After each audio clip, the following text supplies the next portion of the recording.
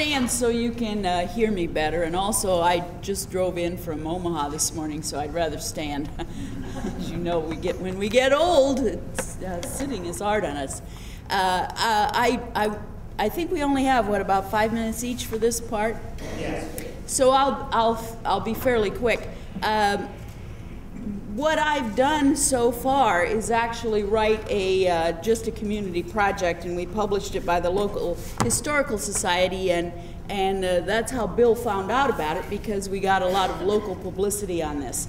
So what I want to say is that there are several levels at which you can engage in the writing process, and several levels at which you can engage in the publication process, and I think we all represent that range.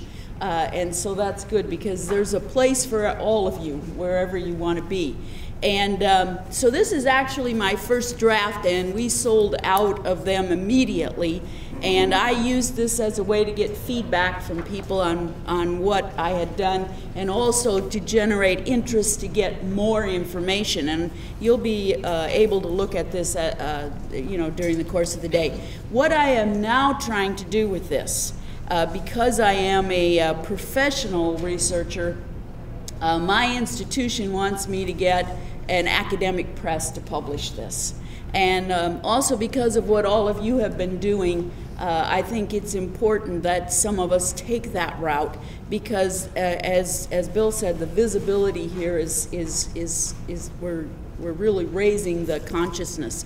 And so what I've looked at is a number of arguments that have been made about country schools, and the scholarly presses, what they have said, and what seems to be the next step. What can I do with my work? In other words, what kinds of themes can I draw out of my story that are part of the bigger picture? And so Bill had some ideas when he saw it, how it struck him. I've had some of my other colleagues look at it, and then I've looked at some of the research. And I think that one of the things that's interesting about the work that I did is that I grew up in a very ethnically diverse community. We had Dutch Reformed, German Lutherans, and Scottish, English, and Irish Presbyterians. And so the school sat in the middle of that community, and what made it last, I was in one of the schools that hung on, close to the end, 1957 we stayed. And we were one of the last ones. What kept us there, from what I can surmise from the other scholarship, is that we were sitting on the edge of 3 school districts, and nobody wanted us badly enough. We could have gone to Allison or Clarksville or to Shell Rock. So we had a Clarksville address, but when the school closed, half the kids went to Shell Rock and half went to Clarksville. And so what kept us together was the neighborhood that was also tied to country churches. And we slowly lost those, and then we lost the school. But the process was slower for us because we held on to those other institutions. So what I'm trying to write about here then is the nature of resistance that we call cultural resistance based on our rural institutions. And I think that the churches were as important as the school in this case, and I'm linking the school to the churches. So it isn't just about the school, it's about the rest of the community, but it's also about the kinds of farming that we did. And I gathered that from some of the other research too. We were still the small family farming community that was pretty stable and had a lot of kids. And so we never lost our student base. We had enough kids, we could have kept going for at least 10 more years. We wouldn't have run out of students, and we had a good teacher. She had a master's degree. So we weren't what we call a deficit school at all. It just reached the point where we had, it was going to be, the mandate was out. We were going to have to close. So we did. And we were left with a very strong sense of our neighborhood still, and we still have one church left. And that's the Presbyterians, of all people. They've hung on the longest. So that's the story that I'm working on telling, is how was it that we were able to stay together amidst all of these changes that were taking place, and we still have a very strong sense of community that is based on the preservation of the school. I was born and raised in Sac County on a farm and went to a country school there. I was the first to go to college out of my family, and I went to Simpson College, and I was in pre-med. Ended up getting a teaching certificate too, so I taught at Lincoln High School in Des Moines. But then I went out to California. For about 30 years, I was Chief of County Medical Services for San Diego County's Health Department. And when I left that, due to my husband's move, I decided I'd go back into teaching in California. So I've had a lot of experience outside the state in education. And when I came back, again, because of my husband's job transfer, which he was really excited about, to the Council Bluffs area, he works for Google. We had time, and I worked for a while at Council Bluffs, Lincoln High School. I guess I always go to Lincoln High Schools. Anyway, I got very interested because my daughter in California, my oldest daughter, when she was going through school in 4th grade, they all make sugar cubes missions for California history. And she asked me, Mom, what did Iowa have for their, she didn't use the word institutions, but how did their settlements get started? And how did your farm get to be a farm out of the prairie? Because she'd been studying the prairie. And I didn't know either question, and that was years ago, and it was just gnawing around. So when I came back, I reconnected with my hometown, because my mom's still there, which is Odebolt, and I started researching my family farm. I kept running in, and the whole community, it kept coming back and centering around the country schools that they attended, and the communities and how they developed. And so I studied the 4 square sections of the Richland #1 school district to find out how all of the original pioneers arrived. And it was very interesting that it was a study of immigration. They come as groups, they come as families, they invite their friends. It's a fascinating process of sending scouts out to find the best place. And I talked to people all across Iowa. I've photographed all the schools west of I-35. Next year it'll be east of I-35, to get a feel for it. But I turned, after I found that and was reading all the history I could, this is 6 years of research, I found that the Iowa's rural school system really is the anchor for the institutional settlement of Iowa. And I don't think that's ever been translated correctly.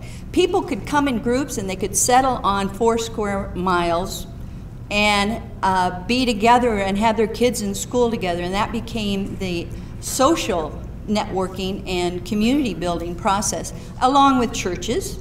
But churches usually served a little larger area. But it was just like Barb.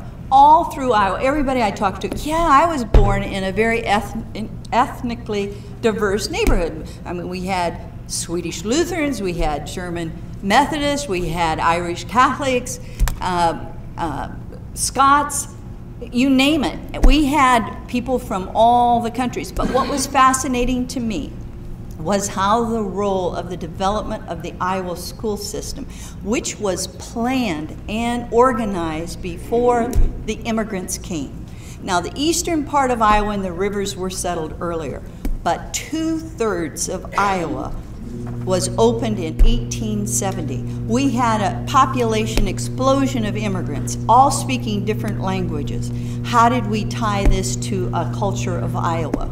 Because I was always fascinated. We're known for being very progressive, and we're also known to be taking care of others and, being respectful and having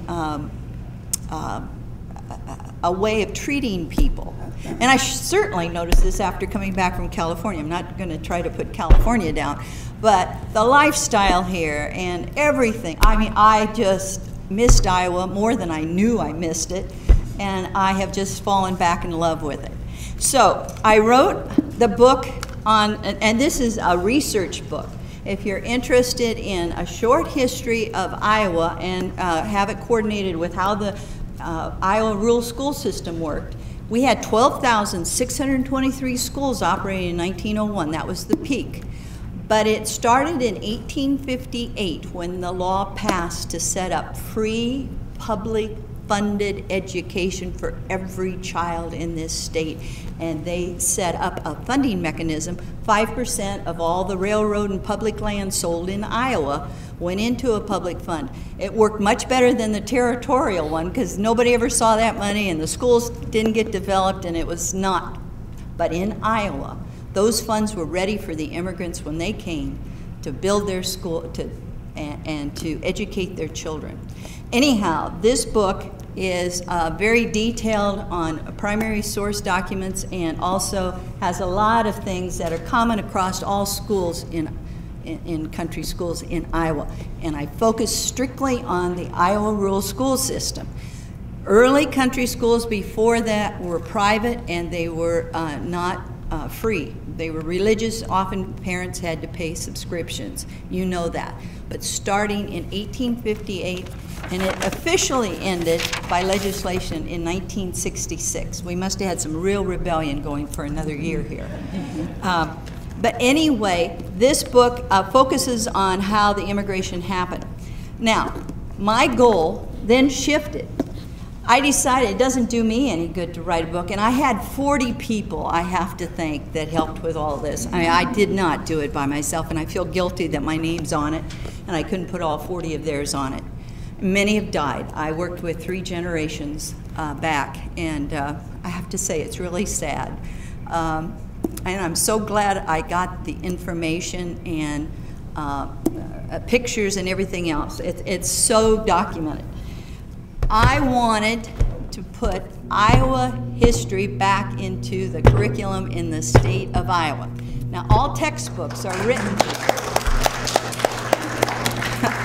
All textbooks are written for California and Texas, and I was out there, I know. And they're all politically correct, and that's good, I guess. But they don't write individual books for states anymore, so there's no real materials that you can use because they're not going to take a whole semester textbook, and there's lots of good textbooks out there on Iowa history. But what I did was I worked with my sister, who I can't believe I had this in my back pocket. She has her PhD in curriculum, all right? And she did a brilliant job of reformatting the history into a very short, readable book for students with guide questions. And there is a CD curriculum that has all the lesson plans, assessments, activities, and there's going to be a PowerPoint on there for all the schools in Iowa. I only have half of them now because I didn't have time to get all of them done. But CDs are easy to send out or to renew. So when you get this book, and it's a good read for farmers, it's a good read for everybody that wants to know about rural settlement. It was never written about in Iowa history.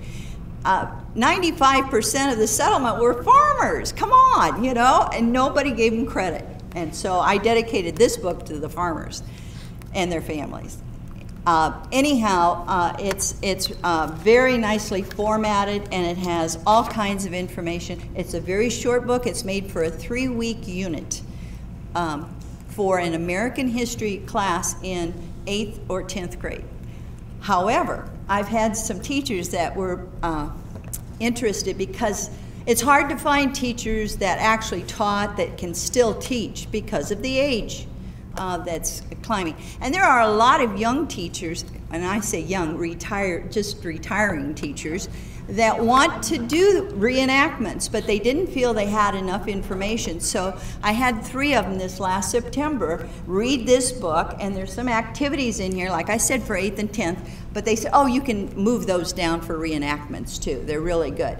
But they were ecstatic about it, and I'm very happy. We got selected to present at the upcoming conference here for the state of Iowa for social studies teachers in about 10 days, I guess it is. So we're really excited. So when you buy this book, if you leave your address, you'll get the CD download too, which you might be interested in, you may not. but it does have a really good CD on all of the design schools in Iowa, and I did a little analysis about first-generation schools and second-generation schools from all the pictures, just the outside structures that you might like. So I hope that you support the idea of getting Iowa history back into the curriculum, because that's my goal. I dedicated the book to a teacher, Mrs. Williams. She is the only reason that I did well in school. I mean, I can't take credit. I was not that good a student. Thank God I went to a country school where I could be active, because I was pretty much up and around in the classroom most of the time. A little bit about the book. I've got to, well, thank you for coming, and thanks, Bill, for putting this on. Bill reignited my interest in country schools and working with him on looking up where one-room schools were in Greene County, Iowa. And until then, I really hadn't forgot pretty much about it. I got to open a box from my mother after she passed away, and there were all kinds of great things in it. My 8th grade test was in there. So I got looking through it, and I saw all those things with one-room schools, and I thought about Bill, and Bill said, why don't you write some of those up? So I thought, well, I'll try a memoir. But before I did that, I wanted to do some research. And there's some very good books on one-room schools. There's A Small Wonder, which I enjoyed. Oh, Call School is an old one, but it's got a lot of the stuff behind it as to why the schools came on and what they were about. The Old Country School deals with the Midwest country schools. And then there are a lot of these. This is 10 Kids and a Teacher. And these are just what teachers wrote up or what kids wrote up, and they're very fascinating. And I thought, well, I'm not going to go into the research academic area. I'm going to avoid that. But I thought I want to tell about my story in a one-room school. And I attended a school from 1941 to 1950. And I thought, well, what was going on at that time? Well, World War II started first when I was in kindergarten. And I went through 9 years. I had a full year of kindergarten. So I thought I'm going to put that in the background as to why, and that have it reflected in the schools. And unlike the two earlier speakers, what I didn't learn in the country school, I learned in the pool hall. We had a church activity, but I'd say the pool hall was number 2. And it was a little town called Farland. And what I didn't learn in the one-room school, I learned in the pool hall next to the blacksmith shop. And so that I weave that into the book, Where Did All the Cowboys Go? And I wanted to have it be what those experiences were. I put this past some of my family. They disagreed. And I said, well, you need to write your book. Because we do remember things differently. But I did want to verify as much as truthful as I could. And the research was great. I had a great time doing the research. First of all, the internet is unbelievable. I knew that I had my first reader was a book which involved Tom and Nancy. And everybody kept saying, no, it was Dick and Jane. I said, no, it was Tom and Nancy. I know it was Tom and Nancy.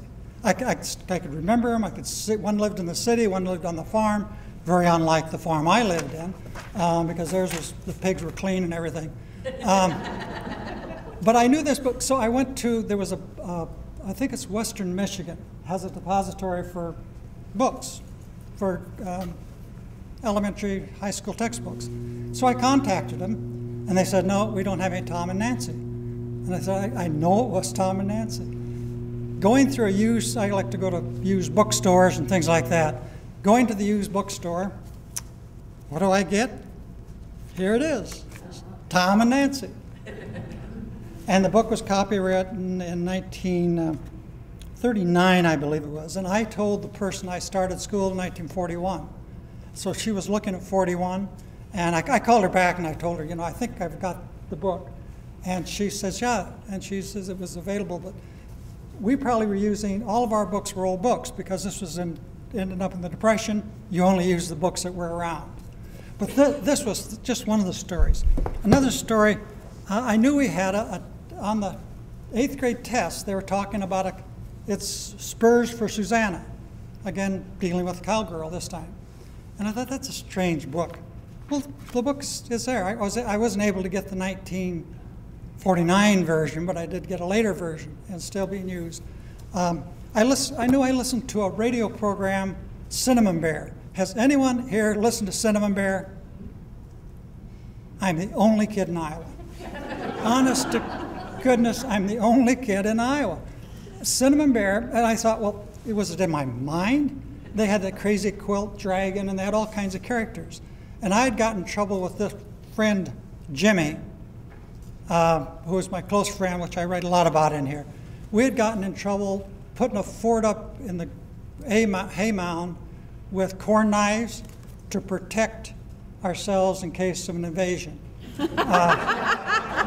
And my mother found out, and she said, the only thing you're going to listen to, no more The All-American Boy, no more The Shadow, those are out. You're going to listen to Cinnamon Bear. And on the internet, sure enough, Cinnamon Bear did exist, still exists. You can even buy the little bears probably in your stores in town without knowing that that's where they come from. It's still active, and the radio program is still being heard on the West Coast. Anyway, the research was fun, and I don't want to get into much of that.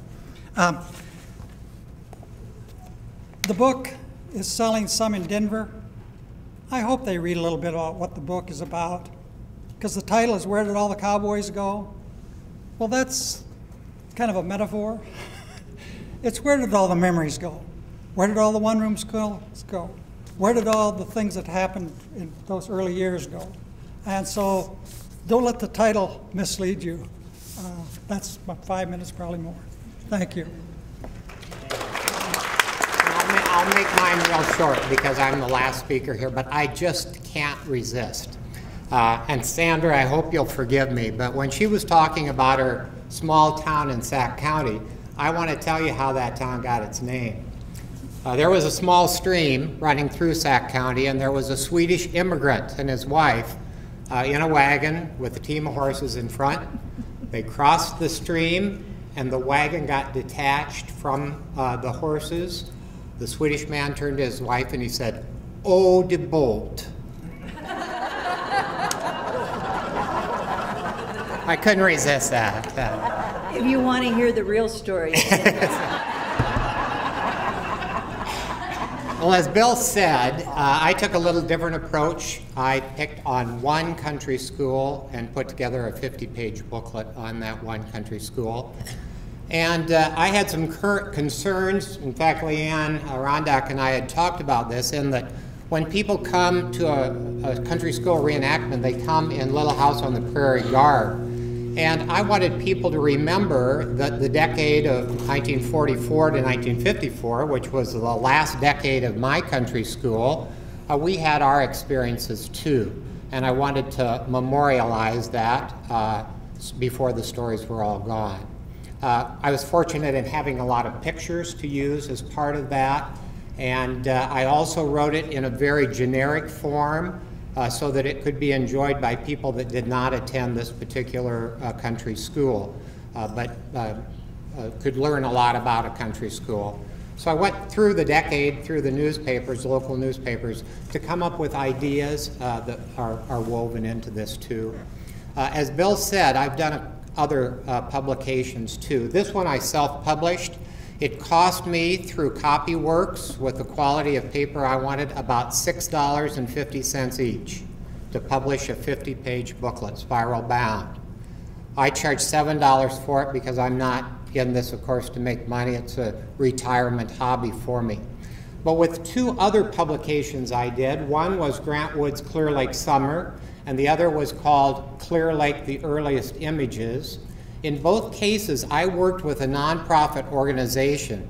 In one case, I worked with the Clear Lake Historical Society, and the other with the Clear Lake Public Library. They got a grant through the Hanson Foundation in Forest City, Iowa, and if any of you live up in that area, that's a wonderful group. They paid for the printing of both of the publications, and then the profits go to the nonprofit. So if you're interested in just doing something that you enjoy doing and helping a nonprofit organization, I'd really recommend that also. I think this little booklet would serve as a model if some of you wanted to do your own country school, give you some ideas on how to put that together. and what types of things to work into it too. So I thank you very much. I'm just curious, you had mentioned you were researching for 6 years in the book, and I was just curious as to how long the books took you to, from start to finish, to think about and write and put together. Are you asking me? All of you. I didn't really start off with the idea of writing a book. I was really trying to find information for my family.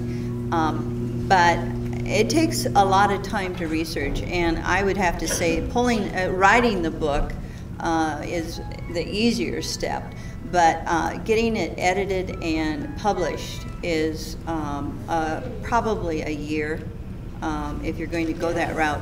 Should I just go ahead and tell them about how? I'm doing what he basically is saying. All the profits of the books here, I'm not making any money. It is going to the City of Odie Rural Legacy Project, and we're restoring Richland #1. This is wonderful. This is something that sprung up. I'm not behind it, but I'm thoroughly supporting it. The school, and making a rural legacy museum for all the different family groups, and many of the clubs now are doing the rest of the area and having information on the family and the area in the museum. It's with in conjunction with the Odie Museum. But for example, this one was a very short run book because all the research had been done. I checked on internet and everything before I published either one because I knew nothing. But things are changing so fast in the publishing world. Maybe what I'm saying today isn't going to be good tomorrow. But for publishing on the internet, a lot of the e-books, if you do, I think it's a 7.5 by 10.5 book. It's a very standard size book, so you have to have everything edited down to that kind of a page, black and white. It is still costly because they're going to charge you on top of the printing for the editing, because they have to put it into their format. I looked all over and talked with all kinds of companies. The one that I highly recommend that you check out on books like this is Standard Printing in Omaha. They have gotten a brand new press that does color and black and white pages, and they can mark it for which pages are going to have color on it, because color does make additional costs. Hardbound books will cost probably $3 to $4 more than just a standard soft one. But it depends on the type of paper you use. But what I've found, this book costs $12.45, okay, to do it. I'm selling it for $25, okay? And that's usually what the price of the book is. It's usually double what the actual printing costs are. This is because some people in the book business then give discounts, okay? So they have to have it higher than their cost, and they want to make a profit.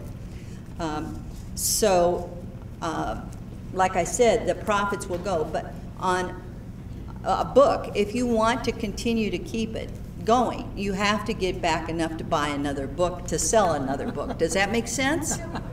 Okay, so it's going to be twice your printing costs if you want to keep it going, if that makes sense. This one costs $18.20, I think. It's a 300-page book, okay, and it's got a lot of color pages in it. This one was non-gloss. How many copies did you have to do to get that price? Oh, that's the other thing. It's really anymore, it doesn't, the number of copies is pretty slim on how it goes, because with all the electronics now, in fact, e-books, they'll print off as, or Amazon will print off as needed, you know, so they don't have large inventories anymore. But usually, you probably will want to order 100 or 200 or so books. If you just order one, the cost will be a lot more, okay? Any other questions on?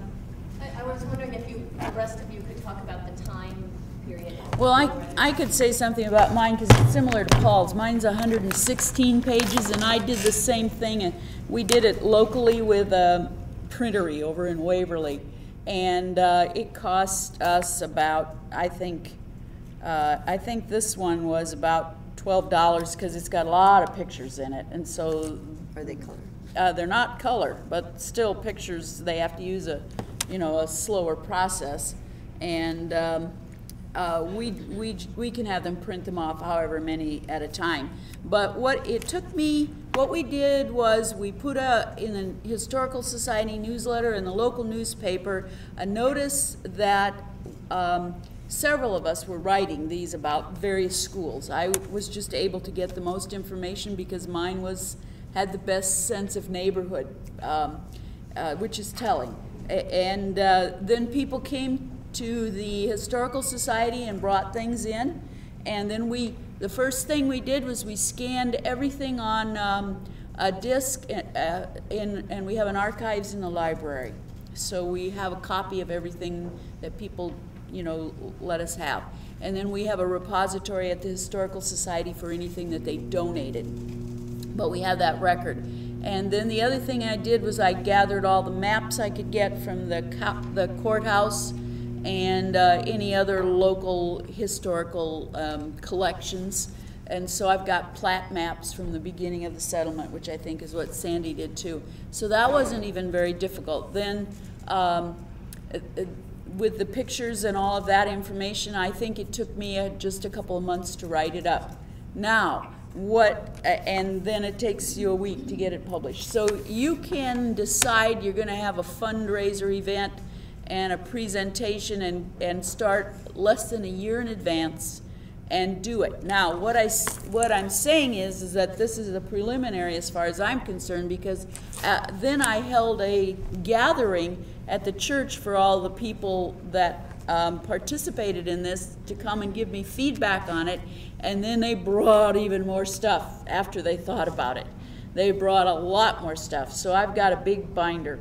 The other thing we'll hear, I think, later today, there is a museum collection at the University of Northern Iowa, and you can finally get in there. So I went over there. Not quite. Yeah, it's difficult. I'm not kidding. It's difficult. I have been able to get in there, and I got a bunch of records. So I brought all the stuff that I have with me so people can see examples of what I was able to get. So I've got the names of all the kids who attended it and all the section or the terms, and it shows when they moved in and out, and that allows me to check with all the other information I have about who lived where, when, and the fluidity of the neighborhood. So that now is I'd say another year of collecting information, and at the same time now I'm reading all these other books that people have done, and I will cite Sandy's book. I really waited for her to finish, quite frankly, on purpose, because I will cite her and her arguments as part of the contributions that other people have made. That's what I'm trying to pull together. So that's going to take me another year. But so it depends on what you want to do. She's got so much in terms of primary documents. That's taken her years to pull that together. It takes a long time. But that doesn't mean stop, because I think Paul would say too, you could pull this together, and a short stab at it is a starting point to get people excited, and now they're all clamoring for more copies of this, and I'm saying, wait, I've got another version coming out, but people come by the Historical Society and the library all the time because they want more information. And so you're contributing to the collection of information that will be used for people doing family histories. I had somebody who read this and said, now I can prove that my grandfather lived in that neighborhood, and I always thought he did, but I didn't know that for sure. And so this work contributes to other things like church history. Out of all this, I said to the people at the Presbyterian Church, you guys really need to have a reunion for everybody who went there, because all the kids, the Lutherans and the Reforms and everybody went there to Bible school. You need to have a reunion, and so I helped them with that last year. and then everybody showed up at that thing. So this is just more evidence that there's a strong neighborhood or strong community, and I think what Sandy's saying is that history becomes more alive when you get it out there somehow, like she's doing. She's getting it out there. There'll be trickle, or not trickle, but maybe even shotgun effects all over the place. The same thing I think we're all saying about that. So whatever you do, don't think you got to have the world's best project to get started. Put your own memoirs in an envelope and donate them to the local historical society if you're not going to write it yourself. Another question? Well, Yeah. I was going to answer the ahead. same question. We'll let Joe. Oh, I was just going to answer your same question. A year of research, although a lot of it was available, I didn't have to look up. I was able to go to the Area Education Agency, which is the information UNI now has. And it was great because I could get my kindergarten grades, I could get everything. So it was about a year, probably about 8 months. I'm retired, so I can do it when I want to. About 8 months writing, and then I went through 4 months of getting it published through its print-on-demand system over the internet. And I did that earlier with a memoir. I have a lot of family, and I didn't want to give them all copies, and that's what they want. And I have hundreds. I have hundreds of cousins, now nieces and nephews. So I went to the internet and published my memoir earlier, The Quiet Journey, and I got it published for $600, and I didn't have to buy any. Then if anybody wanted it, I'd say, oh yeah, it's on the internet, because they make it on Amazon.com, and they went. It's amazing. This one I did the same thing with, and I'm with iUniverse as the publishing company. Again, everything is up to me. It can be as bad or as good as I do it. This one cost more because I went with a little editing advice, but nothing more. Otherwise, the editing there gets extremely expensive. They sell it to me for, depends on how many copies I want. I don't have to order any. They give me 25. But then they charge me about $12 a copy. They turn around and sell it for $21.95 over the internet. Wait 6 months, and now you can get used copies, probably down to $6. How they operate, I'm not sure. It goes around the world. I mean, they have it all over the place. Just got a call. They do notify you when someone's going to review your book. And I got a German, and I think they want to use it in their schools, because they're looking for history books. And I wrote this for middle school students. So the writing is at that level, and I think Area 11 picked it up to use it, Heartland AEA picked it up to use it as a resource type book. It's definitely not a text, but it's a resource that if they get interested in something, then they can give it to them. What's happening on publishing, I've learned so much. In fact, coming down here, there was an author who is a bestseller in New York. He now does all his through Amazon.com by himself. You can do it. I just read in one of the Writers Magazine, if you want to do an ebook, you can do it bingo from your home. I did everything over my internet on that. The publishing thing is, I don't know where it's going to go. It's just booming. But there's, well, I won't go, I could go on and on. And I'll give a quick comment here. As I mentioned, I worked with Copyworks. They have a design person that helped put together the design. I said I wanted a picture of my school, I wanted certain information on it, and they gave it this weathered look of a country school. I would second what's been said here about Iowans. You know, we're the #1 volunteer state in the nation, and I think we've got a lot of people that want to give back, especially in retirement. We like to give back, and I see any of these things as a way to give back to our communities and the spot where we went to country school. Let's give our 4 writers a good.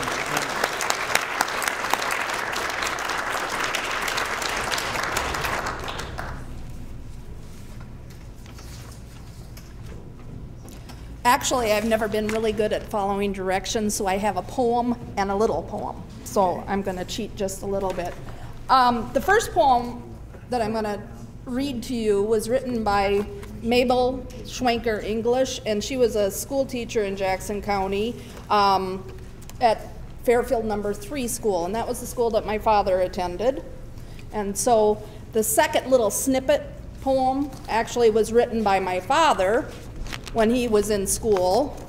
And this is a picture of him out of the book, and you'll see him later in the documentary film. He's featured with a couple of stories.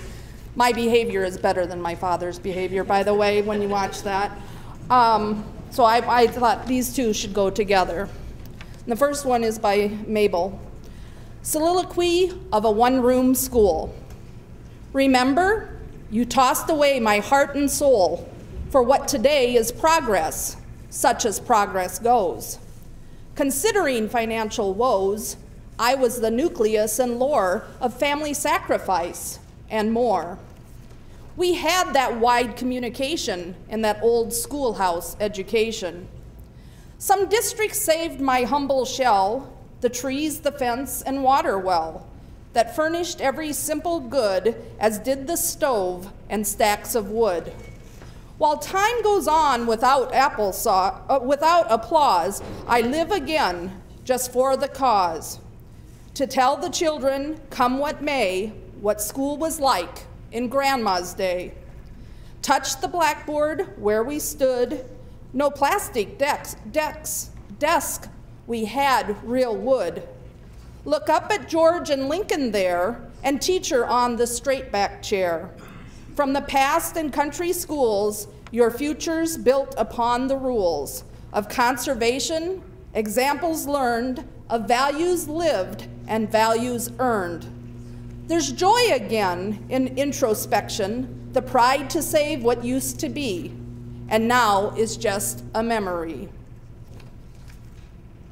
And then, as I mentioned, my father was 11 going on 12 when he wrote this. And this is about his teacher that wrote this poem, and he had a major crush on her. And my father never wrote cards or letters or anything, and at Christmas time, that's the only time I ever remember Dad writing someone, and it was to this lady before she passed away. So she meant a lot to Dad. Our teacher is the best there is, and the way she teaches us should prevent anyone to pout or make a fuss. She answers our questions and teaches us to do right, and in many other ways helps us with all of her might. When her teaching career ends, which we hope it never does, we should all think back, what a good teacher she really was.